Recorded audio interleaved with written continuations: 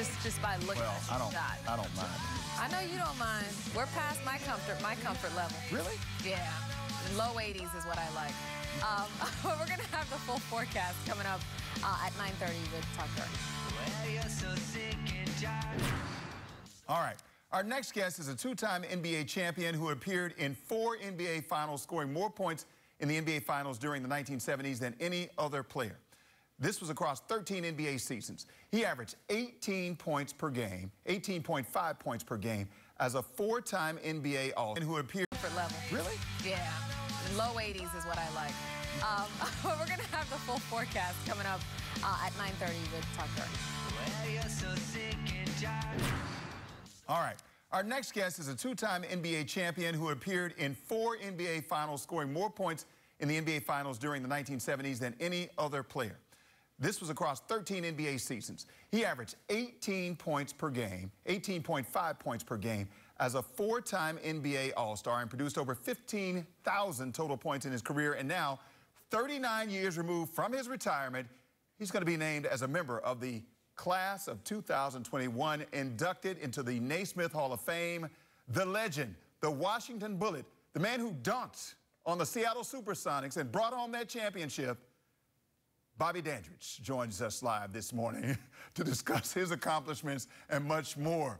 Good morning to you, Bobby. Good to see you. Good morning. Good morning. So you're going into the Hall of Fame.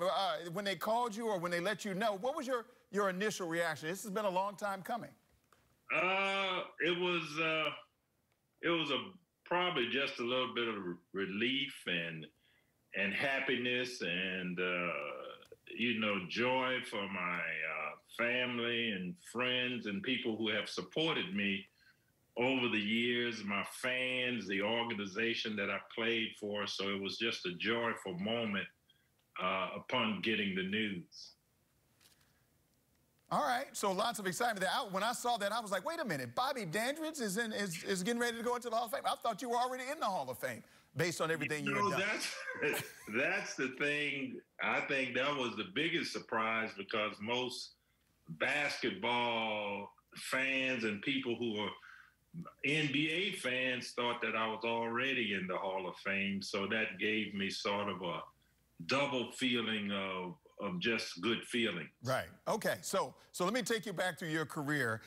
You had a chance, the first championship that you won, 1971. You beat the Baltimore Bullets. You had some incredible teammates on your team, the Big O and Lou Alcindor, a.k.a. later on known as Kareem Abdul-Jabbar. What was it like being a part of that particular team at that time? Well, I was young, only my second year in the league, and I thought that every player at some point in their career in the NBA had won an NBA championship.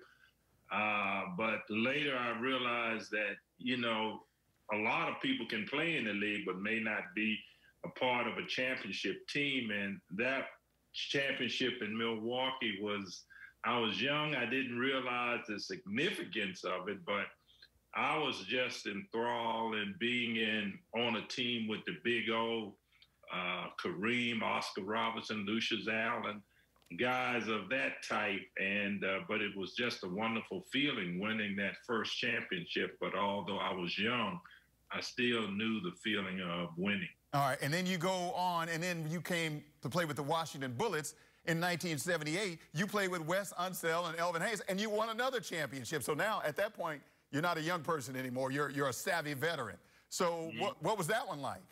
Well, that one was probably that was a challenging one because I had a more hands-on and leadership role in that championship. And at that particular time, I felt like this was my team. It was going to rise and fall on my performance because that's why I came, or that's why the Bullets pursued me as a free agent, because they were trying to win a championship. And, being here in Washington was just real special, playing on that particular team, especially playing with Henderson, Greavy, West, and Elvin. But that, to me, was a very special time for me in my career because you know, every player at some point in his career wants to be the go-to guy on a team, and I was able to rise to the occasion and fulfill winning the championship, which is what I was probably pursued for as far as the Bullets were concerned. All right. Well, look, you did a phenomenal job then.